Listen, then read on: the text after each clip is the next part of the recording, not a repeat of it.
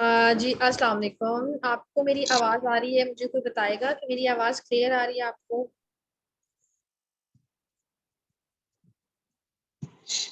है?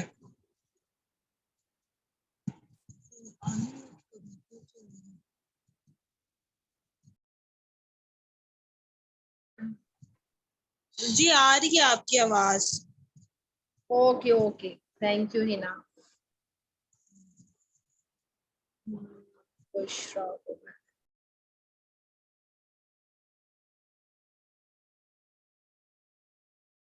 ओके, अस्सलाम वालेकुम बुशरा, कैसी हैं आप? बुशरा का I think so audio connect हो रही।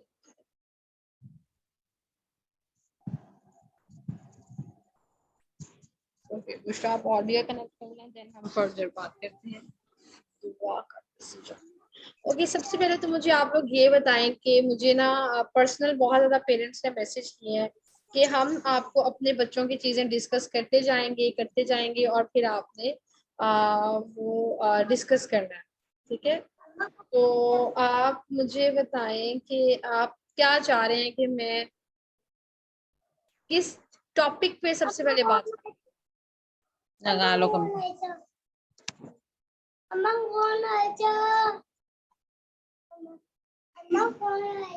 बुशरा, आपको मेरी आवाज आ रही है?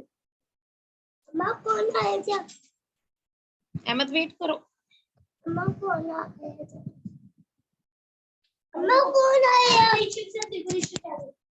चलो मैं इनको म्यूट कर रही हूँ क्योंकि उनके बच्चे का बहुत ज्यादा पीछे शोर आ रहा है। तो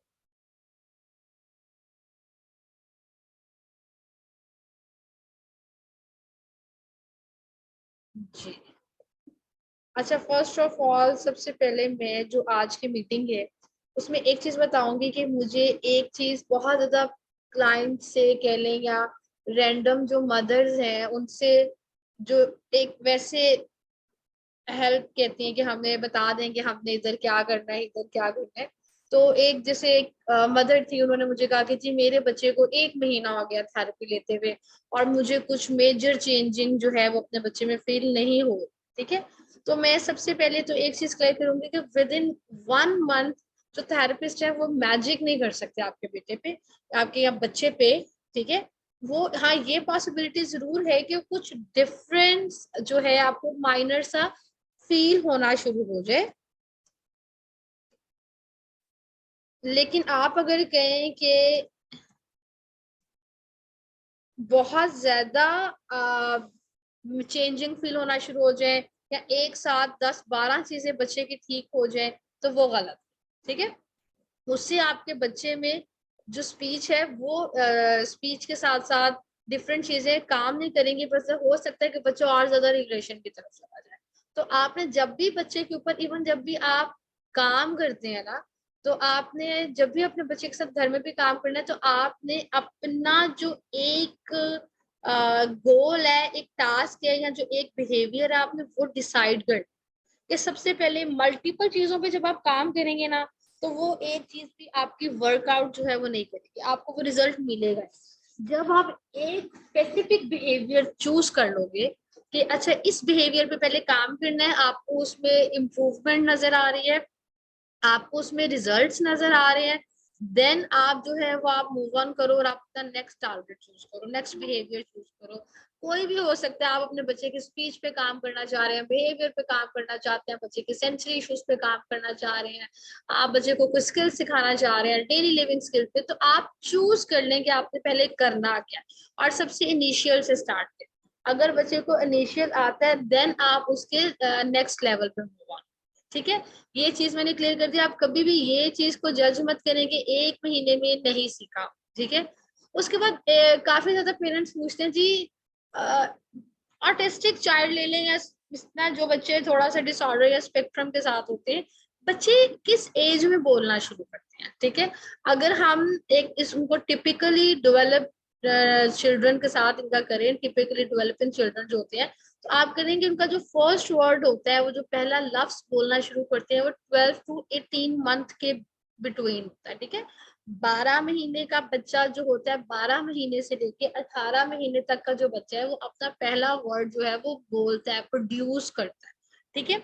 उसके बाद अगर हम ऑटिस्टिक या स्पेक्ट्रम के साथ जो बच्चे हैं उनको मालूम करें या उनको देखें, तो वो अगर हम कंपेयर करें टिपिकली डेवलपिंग चिल्ड्रन के साथ, तो वो एवरेज कर लें आपके वो 36 मंथ की होती है, ठीक है। 36 मंथ के अंदर जो हम कहें कि जी हमारा अगर कोई बच्चा स्पेक्ट्रम के साथ है या कोई बच्चा आप कह लें कि किसी डिसऑर्डर के साथ है, कुछ है, तो वो उसमें ये होता है कि वो 36 मंथ तक जो है वो बच्चा अपना फर्स्ट वर्ड जो है वो बोलता है। तो इसमें अब आप देखिए कि कितना ज्यादा डिले है, कहाँ 12 महीने से 18 महीने, ठीक है, और कहाँ 36 मंथ। तो ये एक मेजर गैप है जिसकी वजह से जो है वो जो बच्चे आप कहते हैं जिनके स्पीच पे काम होना चाहिए, तो परेशान होने वाली बात नहीं है, क्योंकि उनकी जो ग्रोथ है, जो डेवलपमेंट है, वो उस तरह नहीं हो रही है। तो इस वजह से जो इनका जो प्रोसीजर आप प्रोड्यूस कह लें, जो उन्होंने वर्ड्स प्रोड्यूस करने हैं, वो डिले में आता है। ठीक हो गया। दूसरी बात ये है कि काफी आप पूछते हैं कि क्या वजह है कि जो स्पेक्ट्रम ऑटिज्म डिसऑर्डर स्पेक्ट्रम के साथ बच्चे होते हैं उनकी जो स्पीच है वो लैग करती है। क्योंकि स्पीच स्पीच का एबीए का तो मैं थोड़ा सा बाद में भी डिस्कस करूंगी। तो जो स्पीच के इश्यूज आती है ना, इस पे आगे बहुत ज्यादा बात होती है कि रीजंस क्या होती हैं, ठीक है। बहुत ज्यादा रीजंस होती हैं। अब इसमें हम टैग नहीं करते क्योंकि हमें नहीं पता कि एक कहते हैं ना, एक वर्ल्ड वाइड एक चीज ऑथेंटिक है कि बस इसी वजह से होती है कि जो स्पीच लैग करते हैं बच्चों की। नहीं, बहुत ज्यादा रीजन है। लेकिन कुछ भी रीजन हो सकते हैं, जिसमें एक है कि बच्चे को एप्रेक्सिया ऑफ स्पीच हो सकता है, ठीक है, जिसमें आप कहते हैं कि ये एक वो डिसऑर्डर है जिसमें अफेक्ट करता है बच्चे के सर्टेन ब्रेन के पार्ट, ठीक है। इसमें एप्रेक्सिया बच्चों को होता है। इसमें हम कह सकते हैं कि जो पर्सन है, जो बच्चा है, उसकी जो एबिलिटी है कुछ कहने की, टू से व्हाट दे वांट करेक्टली, ठीक है, वो जो एबिलिटी है वो इफेक्ट है, ठीक है। ये भी हो सकता है कि उनकी जो वर्बल कम्युनिकेशन स्किल्स है वो प्रॉपरली डेवलप की नहीं हुई है।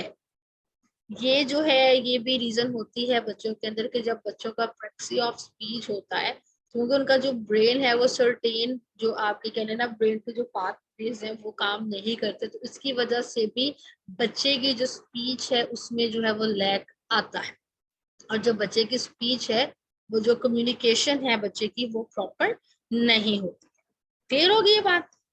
उसके बाद अगर हम जैसे मुझे मेरे साथ कुछ क्लाइंट थे जो बाहर के थे, तो वो पूछ रहे थे कि पहले तो हमें बताएं कि ऑटिज्म होता क्या है, ठीक है, कि जी क्या चीज है, हमें नहीं समझ आ रही। हमें बहुत सारे पेरेंट्स ने डरा दिया है, जी ये होता है ऑटिज्म, ये होता है, इससे ये हो जाता है, उससे वो हो जाता है। तो मैं थोड़ा सा बताना चाहूंगी कि जो ऑटिज्म है ना, बेसिकली हम उसको कहते हैं कि एक अम्ब्रेला टर्म है। अम्ब्रेला में कभी आप लोगों ने, अगर मैं आप पेरेंट्स जो है वो जो मदर्स जिन्होंने अभी ज्वाइन किया हुआ है, अगर वो थोड़ा सा एक्टिव होके देखें, तो जी अम्ब्रेला जब आप ओपन करते हैं तो आप देखें अम्ब्रेला के साइड्स पे डिफरेंट डिफरेंट हुक से होते हैं, ठीक है। तो आप देख रहे हैं अम्ब्रेला टर्म का मतलब है कि इतनी वास्ट है। इसको हम ये नहीं कह सकते कि अगर किसी बच्चे को है तो सिर्फ यही इश्यूज हो सकते हैं, यही प्रॉब्लम्स हो सकते हैं, यही सिम्टम्स हो सकते हैं, ठीक है। तो अम्ब्रेला टर्म है ये बहुत ज्यादा, जिसमें हम आइडेंटिफाई करते हैं variety of neuro developmental disorder, ठीक है। बच्चे के अंदर न्यूरो डेवलपमेंटल डिसऑर्डर्स होते हैं और वैरायटी ऑफ होते हैं, जिसमें हम आइडेंटिफाई करते हैं कि बच्चे को कौन सा प्रॉब्लम है, ठीक है।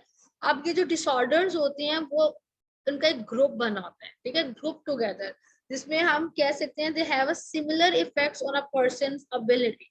अब क्योंकि अब पर्सन जो बच्चा है, इंडिविजुअल है, जो भी है, उसके ऊपर कहाँ पे जाके एबिलिटी पे किधर इफेक्ट करता है।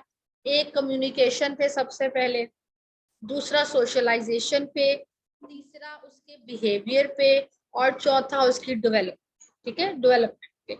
ये चीजें हैं जो आप कह लें कि किसी भी बच्चे की जो एबिलिटी पे अफेक्ट करता है ना, वो एएसडी की वो ये चीजें होती है, कम्युनिकेशन, सोशलाइजेशन, उनके बिहेवियर, उसकी development.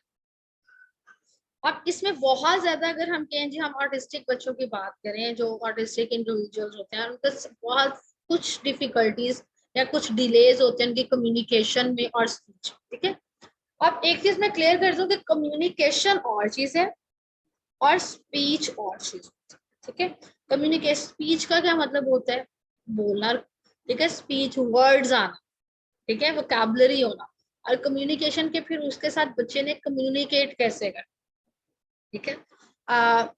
Second thing is that के बहुत जो लोग हैं, बल्कि कुछ कुछ लोग हैं, उनके पास बहुत कम मिनिमल स्पोर्ट होती है, ठीक है, कि उनको नहीं पता चल रहा होता कि हमने इस टाइम पे किस चीज की जरूरत है, किस टाइम पे हमने बच्चे को कौन सा काम करवाना है, कौन सा लेवल है। तो मैं कहती हूँ कि ये पेरेंट्स को जरूर आइडेंटिफाई करना चाहिए कि हमारा बच्चा डिले में जा रहा है, उसकी माइलस्टोन कहाँ पे जा रहे हैं, अचीव हो रहे हैं कि नहीं हो रही है, किस लेवल तक हो रहे हैं, ये आपको बहुत काम करना है, ठीक है। और कुछ आर्टिस्टिक जो बच्चे हैं, हम कह सकते हैं, वो बोलते ही नहीं है, ठीक है, मैं नॉट स्पीक एट ऑल, वो कोई वर्ड नहीं बोलते, टोटली नॉन वर्बल बच्चे होते हैं, ठीक है। अगर हम ओवरऑल बात करें तो 25 to 30% जो बच्चे हैं ऑटिज्म के साथ, वो हम कहने कि वो मिनिमली वर्बल होते हैं। इसका क्या मतलब है कि वो स्पीक फ्यूअर देन 30 और सो वर्ड्स, ठीक है, कि वो 30 से भी कम वर्ड्स बोल पाते हैं, 30 होते हैं या 30 से कम होते हैं, या वो बोलते ही नहीं। तो उसकी वजह से हम कहते हैं, और उसमें हम कुछ और बिहेवियर प्रॉब्लम्स और कम्युनिकेशन प्रॉब्लम और हम उसमें कहते हैं कि बच्चे की सोशलाइजेशन प्रॉब्लम होती है। तो फिर हम कहते हैं जी वो सिम्टम्स देख के, हम डायग्नोसिस देख के, फिर हम जो टूल्स जो डॉक्टर्स यूज करते हैं, तो उस दर से कहते हैं जी बच्चा जो है वो ASD है, ठीक है। देन अगर हम ऑटिस्टिक बच्चों की बात करें, जब बच्चा नहीं बोल पाता, तो हम कहते हैं कि ये it's known as a non speaking autism, ये बच्चा जो है वो नॉन स्पीकिंग ऑटिज्म के साथ है। और इसके बाद हम कहते हैं लाइक नॉन वर्बल, जिसको हम मोस्टली पेरेंट्स कहते हैं, डिस्क्राइब करते हैं नॉन वर्बल बच्चा ऑटिज्म के साथ है, बट नॉन वर्बल बच्चा, ठीक है। जो नॉन वर्बल हम तो कहते हैं ना कि कंप्लीटली एक्यूरेट नहीं है, ठीक है। इसको हम, इसका मतलब आता है कि विदाउट वर्ड्स, उसका क्या मतलब आता है कि नॉन वर्बल के बच्चा विदाउट वर्ड्स है, ठीक है। तो वर्ड्स के बाद होता है, लेकिन अगर हम उसको नॉन स्पीकिंग ऑटिज्म के, तो वो ज्यादा बेस्ट है। उसके अलावा अगर हम ऑटिस्टिक बच्चों की बात करें कि नॉन स्पीकिंग है, इसमें है कि बच्चा जो स्टिल वर्ड्स यूज कर रहा है लेकिन दूसरे तरीके से, जैसे राइटिंग, बच्चा हो सकता है वर्ड्स लिख रहा हो, अंडरस्टैंड कर रहा हो वर्ड्स को, बट अगर बात करने की बात ही आती है, हम कहते हैं बच्चा स्पीक करे, स्पोकन आए उसके अंदर, और देन आप उसे कहेंगे that are spoken to them और दैट दे ओवर हियर, ठीक है। इसको हम नॉन स्पीकिंग ऑटिज्म की तरफ लेके जाते हैं। ओके उसके बाद अगर हम इसकी बात करें, तो हम नॉन स्पीकिंग बच्चों के अंदर ऑप्शंस होती हैं फॉर इम्प्रूविंग कम्युनिकेशन स्किल्स। यहाँ तक होपफुली मुझे लगता है कि कुछ ना कुछ जो है वो क्लियर हुआ होगा, जो बेसिक स्पीच है क्या है, ऑटिज्म के बच्चों के साथ कैसे टैग होती है और कैसे ये चीजें चलती है। ओके अब अगर हम सिम्टम्स देखें, मैंने आपको बताया था कि ये बच्चे, हम कहते हैं सोशलाइजेशन में इनको बहुत ज्यादा प्रॉब्लम होती है, बिहेवियरल इशू बहुत ज्यादा होते हैं, डेवलपमेंटल प्रॉब्लम इनको होती है, जो मैंने आपको स्टार्टिंग में बताया था। एक मुझे मदर का रात को, मैं अपने सेशन में ओवरऑल चीजें इसलिए कवर अप करी हूँ कि फिर वो कहते हैं जी हमें रिकॉर्डिंग भेज दें, हम उसमें जो है हम सब कुछ सुन लें, ठीक है। तो मैं ट्राई करती हूँ कि मेरी इस मीटिंग में हर चीज कवर अप हो जाए। हो सकता है कुछ चीजें आपको पता हो और कुछ दूसरे पेरेंट्स को ना पता हो, तो वो कवर हो जाए। अब वो कहते हैं कि जी ऑटिज्म जो है वो क्या इशू है, क्या कॉजेज है।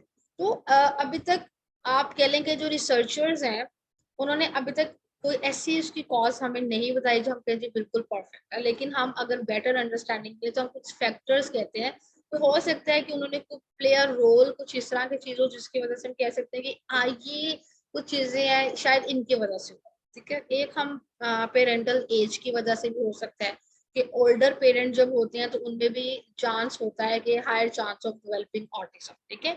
पेरेंटल एज बहुत मैटर करती है, पेरेंटल एक्सपोजर बहुत ज्यादा करता है कि जब इन्वायरमेंट बहुत टॉक्सिन्स हो जाए, ठीक है, एक्सपोजर हो जाए, हैवी मेटल्स हो जाए ड्यूरिंग प्रेगनेंसी, तो तब भी होता है। यहाँ फैमिली हिस्ट्री जो होती है वो बहुत मैटर करती है, ठीक है। मेंबर टू मेंबर फैमिली, तो वो इमीडिएट फैमिली मेंबर्स होते हैं तो वो डेवलप हो जाता है। उसके बाद जेनेटिक, हम कह लेते हैं म्यूटेशन एंड डिसऑर्डर, ठीक है। जेनेटिक प्रॉब्लम होती है जिसमें हम कहते हैं जी X syndrome, fragile X syndrome होते हैं, या उसमें वो जो चीजें होती हैं वो एसोसिएट करती हैं ऑटिज्म के साथ, ठीक है। अगर बच्चे की प्री मेच्योर बर्थ हो जाए और बच्चे का जो लो बर्थ वेट है वो बहुत कम हो, देन उसमें भी जो कंडीशन है जो बच्चे की वो इसमें काउंट हो सकती है कि बच्चे को ऑटिज्म है। या केमिकल एंड मेटाबॉलिक इम्बैलेंस जब हो जाता है हार्मोन्स का, ठीक है। केमिकल इन जो या हार्मोन्स का हो जाते हैं ना कि ब्रेन डेवलपमेंट के ऊपर जो होता है, जब आप कह लें कि चेंजेस आते हैं ब्रेन रीजन्स के अंदर, तो वो एसोसिएटेड विद ऑटिज्म ये चीज आती है। लेकिन कुछ पेरेंट्स कहते हैं जी हमने अपने बच्चे को वैक्सीनेशन करवाई थी, तो वैक्सीनेशन की वजह से हमें लगता है कि वो रिएक्ट करेगी और बच्चे हमारा स्पेक्ट्रम में चला गया। नो, वैक्सीन का ऑटिज्म के साथ कोई आप कह लेंगे कोई लिंक नहीं है। Vaccine do not cause autism के साथ कुछ भी ऐसा कुछ नहीं। ठीक हो गया। उसके बाद अगर हम बात कर लेंगे साइंस कौन कौन से पेरेंट्स को नजर आते हैं स्टार्टिंग में, कि क्या अब अच्छा अब एक और चीज बहुत ज्यादा चल रही है। जी मैसेज आया है मुझे बुशरा का, अगर बच्चा बार बार जमीन पर लेटता है तो क्या ये बिहेवियर इशू है या सेंसरी एंड अग्रेसिव बिहेवियर को इस तरह कंट्रोल करते हैं एंड स्पर्शर को भी डिफाइन करें। ओके मैं डिफाइन करती हूँ। पहले मुझे बताएं कि जब बच्चा बार बार फर्श पे लेटता है तो लेटने के बाद उसकी क्या सिचुएशन। कुछ बच्चे होते हैं वो एक ही दीवार की तरफ देखी जा रहे हैं, या फैन चल रहा है तो वो फैन को देखी जा रहे हैं देखी जा रहे हैं देखी जा रहे हैं, ठीक है। फर्श पे लेटे हैं लेकिन साथ टॉयज के साथ खेल रहे हैं, लेकिन फर्श पे लेट के उनके पास अगर एक ही कार है तो उस कार को एक ही तरीके से चला रहे हैं, ठीक है। या अलाइनमेंट, जो टॉयज है उनको बहुत अलाइन करके रख रहे हैं, एक ही पोज में लेटे हैं, ये मैटर करता है, ठीक है। अगर तो वो फर्श पे लेटा है जैसे उसको कुछ चीज चाहिए या वो बिहेवियर शो करा रहा है, वो रो रहा है कुछ इस तरह की चीज कर रहा है और उसके बाद वो फर्श पे लेट के वो कर रहा है, तो इसका मतलब है वो उसका बिहेवियर है। बट अगर वो फर्श पे कॉन्टिन्यूसली एक ही पोज में लेटा और उसके बाद वो सिर्फ दीवार को देख रहा है, लाइट्स को देख रहा है विदाउट शोइंग एनी बिहेवियर, उसके बाद वो साथ बॉडी को वो देख के बच्चे कभी कभी एक्साइटेड हो जाते हैं, अपने हाथों को यूं करके एक्साइटमेंट में शो करते हैं, फैन को देखी जा रहा है, ठीक है। अगर वो इस तरह की मतलब सिचुएशन मैटर करे तो वो बच्चे को सेंसरी, ठीक है। अग्रेसिव बिहेवियर बच्चे का डिपेंड करता है कि किन चीजों पे आता है। जैसे एक केस में बच्चा जो है वो उसको बहुत ज्यादा बिहेवियर इशू थे, ठीक है। तो उसमें क्या था कि जब भी बच्चे को फोन पकड़ाते थे बच्चा कार्टून देख रहा होता था, और जब हम उसे वो कार्टून मांगते थे फोन लेते थे तो he shows too much behaviour is aggressive, ठीक है। वो मारने पे और थप्पड़ मारने पे, सेल्फ हिटिंग, अपना सर दीवार के साथ मारना कि पेरेंट्स परेशान हो गए फिर से फोन, तो वो आप देखें कि उसकी जो अग्रेसिवनेस है वो लिंक करती है उस फोन के साथ। तो हमने उसके इस बिहेवियर्स को डिक्रीज करना है और बच्चे की जो डिमांड है रिक्वेस्टिंग हमको स्किल बिल्ड करनी है, ताकि बच्चे का ये जो अग्रेसिव बिहेवियर है ये काम डाउन हो, ये डिक्रीज हो और बच्चे के अंदर रिक्वेस्टिंग स्किल। अगर बच्चा बिल्कुल नॉन वर्बल है उसको मैंडिंग सिखा दें, रिक्वेस्टिंग सिखा दें, ताकि वो रिक्वेस्ट करे, कुछ पॉइंट करे, मैंड करे, उसको वो चीज, ठीक है। तो हमने बच्चों को डिफरेंशिएट करना सिखाना है, हमने बच्चों को डिफरेंट मेथड सिखाने हैं, तो उसका जो अग्रेसिवनेस है वो कंट्रोल होगी। अगर बच्चा अग्रेसिव है, बच्चा बिहेवियर शो कर रहा है, तो आप उस टाइम पर उसको ये भी करें ना, अच्छा अच्छा अच्छा चलो चलो मेरा बेटा नहीं करती, क्या हुआ है आपको, अच्छा चलो इधर आओ। तो आपका ये एक जो वर्ड है ना आपके कहने पे तो एक सेंटेंस है, वो उसको नेगेटिवली रिइंफोर्स करें। जब उसको नेगेटिवली रिइंफोर्स करें तो आप कह ही नहीं सकते कि उस बच्चे के जो बिहेवियर है वो ठीक हो गए, क्योंकि उसको पता है कि मैंने 10 मिनट रोना है, 5 मिनट रोना है, 15 मिनट रोना, उसके बाद मुझे वो चीज मिल जाए। तो जब आपने उसके इस बिहेवियर को हमने उसको बताना है कि ये इनअप्रोप्रिएट है, आप ये करोगे तो नहीं मिलेगा, आप तरीके से चीज मांगोगे तो आपको मिलेगी। तो जब बच्चा बिहेवियर शो करा रहा है, अग्रेसिव हो रहा है, एनी बिहेवियर, तो आपने उसको इवन आई कांटेक्ट भी नहीं देना, ठीक है, कुछ भी नहीं, बस ये ख्याल रखना है कि बच्चे को कोई हार्म ना हो, बच्चे को कुछ चोट ना।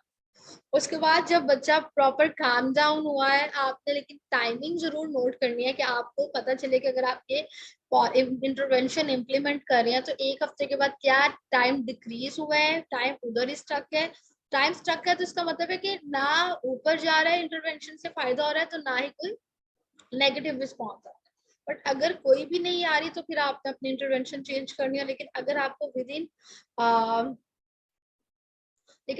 विद इन 1 वीक आपको चेंजिंग फील हुई है बच्चे के अंदर, बिहेवियर के अंदर, तो इसका मतलब है कि जो आप इंटरवेंशन यूज कर रहे हो वो बहुत ज्यादा इंटरवेंशन जो है वो इफेक्टिव रही है, और आपके बच्चे के जो एग्रेसिव बिहेवियर्स है वो जो है वो काम डाउन है, ठीक है। इसके लिए यह है कि आप अपने बच्चे की असेसमेंट जरूर करें। सबसे पहले जब आप बच्चों के साथ घर में होते हैं तो आपने उनकी एक रीइंफोर्समेंट असेसमेंट लाजमी करें, ठीक है। उसके बाद आप अपने बच्चों के एक बिहेवियर का जो है वो चार्ट जरूर, ताकि आपको उसमें हेल्प आउट होगा उस देखने में कि अच्छा अगर मैंने उसके साथ रीइंफोर्समेंट यूज करनी है तो कौन कौन सी चीजें जिन पे मैं काम करते हुए उसके बिहेवियर्स को डिक्रीज कर सकती हूँ, और इसके अंदर डिफरेंट जो स्किल्स हैं उनको मैं और ज्यादा एनहांस कर सकती हूँ, ठीक है। तो ये चीजें बहुत ज्यादा इम्पोर्टेंट।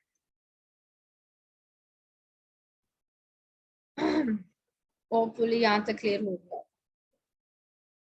और आपको भी समझ आ गया।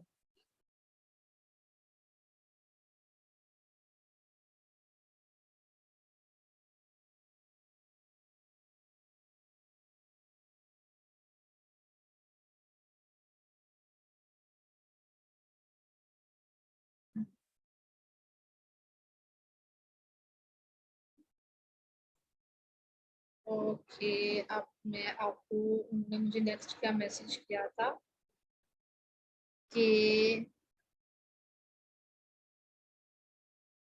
अप्रेक्सिया के बारे में हमें थोड़ा सा बता, ठीक है। तो अब मैं आपको अप्रेक्सिया के बारे में थोड़ा सा गाइड कर देती हूँ कि चाइल्डहुड अप्रेक्सिया ऑफ स्पीच, ठीक है। चाइल्डहुड अप्रेक्सिया ऑफ स्पीच जो है बेसिकली इसको हम CAS कहते हैं शॉर्ट फॉर्म। कौन सा आया है पेरेंट, अच्छा सॉरी, आपने एस्पर्जर्स का बोला, ठीक है। मैं आपको एस्पर्जर्स के बारे में बताती हूँ। एक ने मुझे पर्सन मैसेज कर दिया है, एस्पर्जर सिंड्रोम भी बेसिकली, मैं एडमिट कर लूँ पेरेंट्स को, जी मैं, ठीक है। अटेंशन अटेंशन एंड फोकस के लिए कौन सी एक्टिविटीज करवाने चाहिए, ठीक है।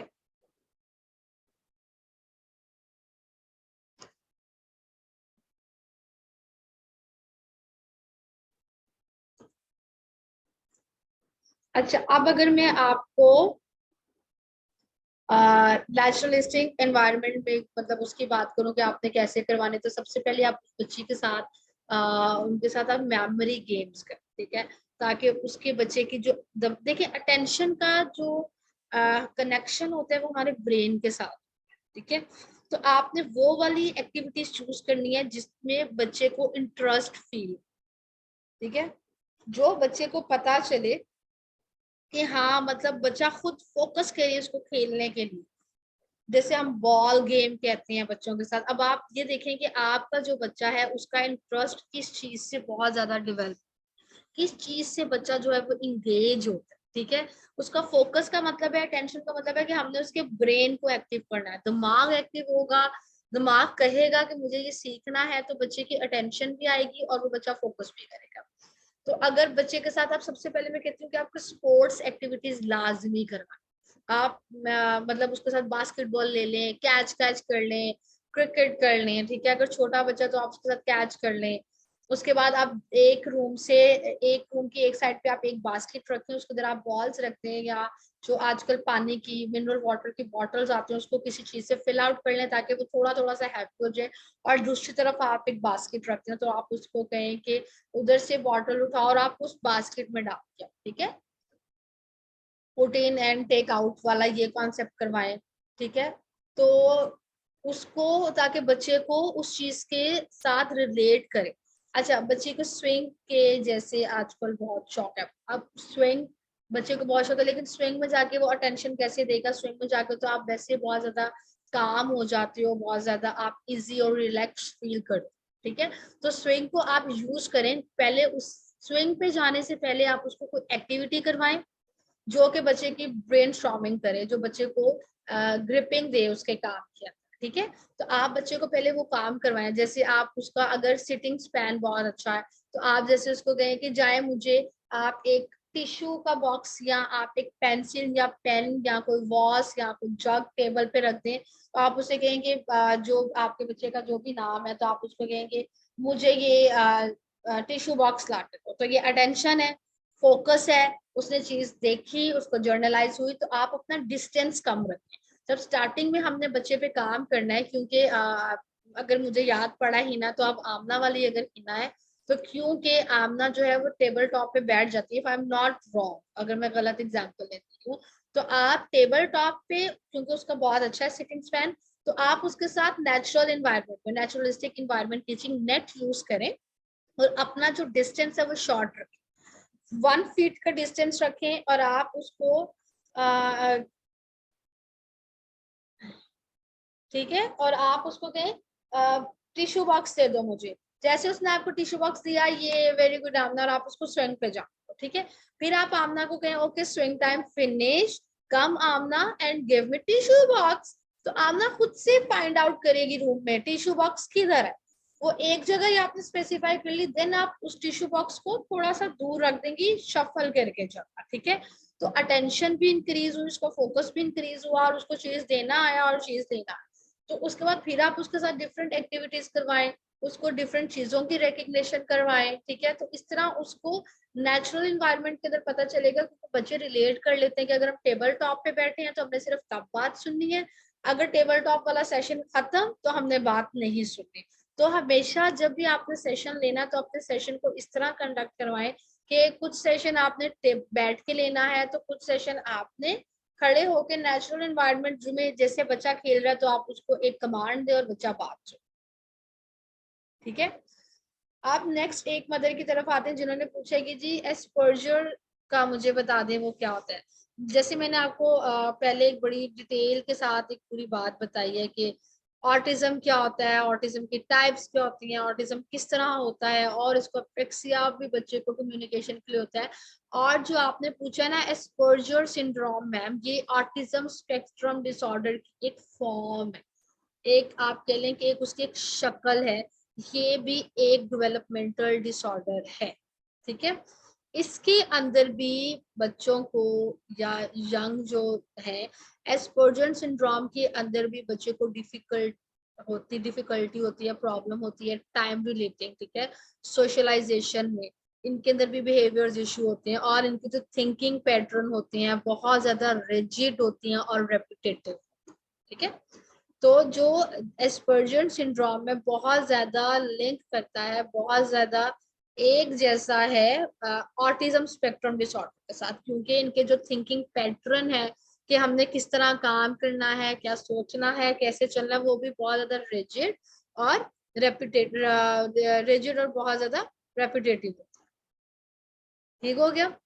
उसके बाद अगर हम इसकी एस्पर्जर सिंड्रोम की बात करें, तो इसके अंदर क्या चीज होती है कि जो आप कह लें कि चिल्ड्रन होते हैं, बच्चे होते हैं, टीनेजर्स होते हैं, जो एस्पर्जर सिंड्रोम के साथ होते हैं, वो बोल सकते हैं, कैन स्पीक विद अदर्स, ठीक है? एंड आप कह लें कि can perform fairly well in their school work, ठीक है?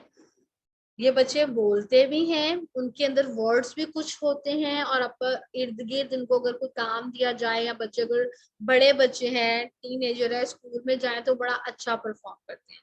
लेकिन इनके अंदर प्रॉब्लम होती है, ट्रबल होती है, इनको प्रॉब्लम कॉम्प्लेक्सिटी कहाँ आती है कि अंडरस्टैंडिंग, ठीक है, सोशल सिचुएशन को कैसे अंडरस्टैंड करना है, इनको वहां पे प्रॉब्लम, ठीक है? और इनके अगर हम सबटल फॉर्म देखें तो कम्युनिकेशन का, इनकी जो बॉडी लैंग्वेज होती है, ह्यूमर होते हैं, ठीक है, यहाँ पे आके इनकी चीज होती है वो चेंज हो जाती है।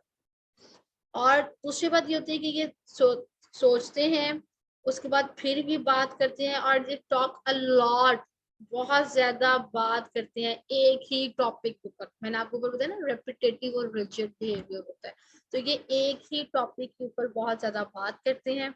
और उसके बाद या इनका इंटरेस्ट और या सिर्फ ये चीज होती है कि only want to do a small range of activities, कि बस थोड़ी थोड़ी छोटी छोटी एक्टिविटीज हम लोगों ने करनी है, जो या तो इनके बहुत इंटरेस्ट की है वो एक्टिविटीज करेंगे, या वो करना चाहेंगे जो बहुत छोटी छोटी एक्टिविटीज। ये जो है हमारे जो एस्पर्जन सिंड्रोम है उसके साथ होता है। अब एक चीज मैं आपको बता दूं कि आप लोगों ने किस तरह डिफरेंशिएट करना है कि आपके बच्चे को ऑटिज्म है कि एस्पर्जर सिंड्रोम, क्या डिफरेंस है। तो अब जो एस्पर्जर सिंड्रोम है ना वो ऑफिशियली चेंज कर दिया गया अगर हम इसको देखें, बट कोई बहुत ज्यादा जगहों पे अभी तक जो है ये जो टर्म है ये यूज की जा रही है। ठीक है, अगर हम कोई कंडीशन की बात करें तो कहते हैं जी जी बच्चे को एस्पर्जर सिंड्रोम है। ठीक है, अगर हम एस्पर्जर सिंड्रोम के सिम्टम की बात करें तो ये वो सिम्टम है जिसमें इंक्लूड होता है ASD। ठीक है, ASD को आजकल जो हम बड़ा वाइड रेंज ऑफ ऑटिज्म में यूज हो रहा है कि बड़ा हर बच्चा जो ऑटिज्म है ऑटिज्म है ऑटिज्म। ठीक है, तो इसमें हम कहते हैं कि जी जो कुछ लोग हैं वो स्टिल यूज कर रहे हैं एस्पर्जर सिंड्रोम को और कुछ ASD को। ठीक है, लेकिन ASD के अंदर विदाउट आपके लिए इंटेलेक्चुअल और लैंग्वेज इम्पेयरमेंट, जिनको ये टू सिंड्रोम्स है फॉर द मोस्ट पार्ट और द सेम, इनकी जो चीजें हैं वो सेम है, लेकिन अगर हम उसको डिफरेंशिएट करें तो ऑटिज्म को ही डाउन सिंड्रोम का सॉरी एस्पर्जर सिंड्रोम का नाम चेंज करके अब ASD रख दिया गया है, लेकिन काफी जगहों पे इसका जो नाम है अभी भी वही यूज होता है। तो जो सिम्टम्स ऑटिज्म के हैं वही अभी तक एस्पर्जर सिंड्रोम के होते हैं। एस्पर्जर सिंड्रोम के सिम्टम्स क्या होते हैं कि बच्चा बहुत ज्यादा इनअप्रोप्रिएट और मिनिमल सोशल इंटरेक्शन होती है। ठीक है, कन्वर्सेशन जो कभी बच्चा बहुत ज्यादा कर लेता है किसी सर्टेन टॉपिक के ऊपर रादर देन अदर्स उतना नहीं हो रही होती है और बच्चा बहुत ज्यादा इन्वॉल्व हो जाता है। ठीक है, बच्चे को इमोशंस को अंडरस्टैंड करने का नहीं पता, फेशियल एक्सप्रेशन बच्चे के बहुत कम होते हैं, स्पीच की होती है बच्चे के अंदर साउंड्स होती हैं बट अनयूजुअल होती है। ठीक है, कभी बहुत ज्यादा हाई पिच हो जाएगा, कभी लाउड हो जाएगा, या बच्चा बहुत ज्यादा रोबोटिक हो जाएगा। ठीक है, उसके बाद अंडरस्टैंडिंग नहीं होती।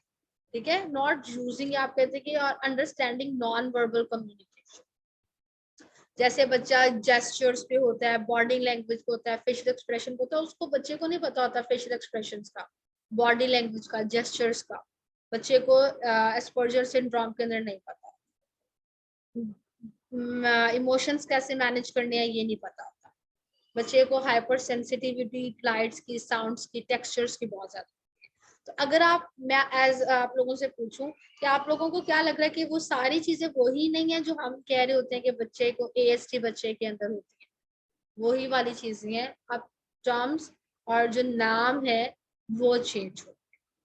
ठीक है, अब कुछ बच्चों को पेरेंट्स को ये नहीं क्लियर हो रही कि जो उनके बच्चे हैं वो ऑटिज्म के साथ हैं इसलिए उनकी स्पीच डिले है, कि जो बच्चे हैं उनको अप्रेक्सिया है, अप्रेक्सिया ऑफ स्पीच है, जिसकी वजह से बच्चे नहीं बोलते हैं। तो अप्रेक्सिया ऑफ स्पीच में क्या होता है कि बेसिकली एक स्पीच डिसऑर्डर होता है जिसके अंदर बच्चे का जो दिमाग होता है, बच्चे की जो ब्रेन होता है उसको डिफिकल्टी होती है कोऑर्डिनेट करने में कॉम्प्लेक्स ओरल मूवमेंट। ठीक है, जिसमें हम क्रिएट करते हैं साउंड, जैसे हम बच्चे को स्लेबलेस करवाते हैं।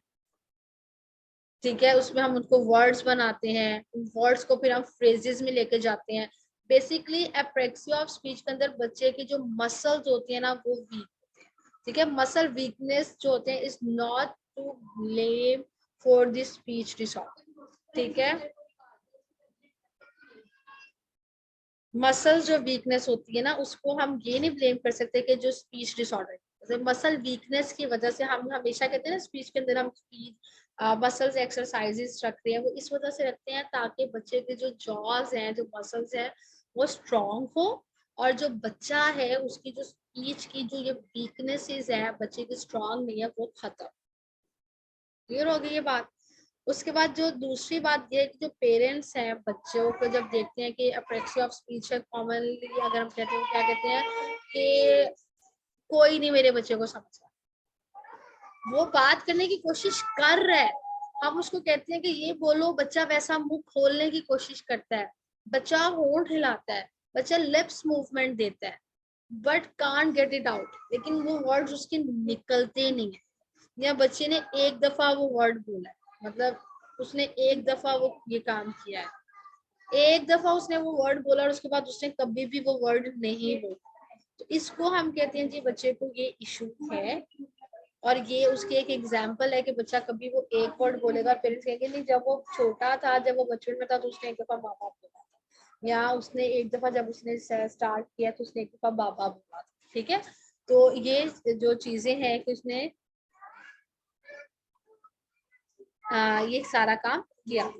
उसके बाद जो चीज है कि अगर हम मोस्ट कॉमन डिस्क्रिप्शन देखें कि चाइल्डहुड अप्रेक्सिया ऑफ स्पीच की, इसमें सबसे ज्यादा बच्चे को डिफिकल्टी होती है अंडरस्टैंडिंग, अंडरस्टैंड करने में बच्चे को प्रॉब्लम है।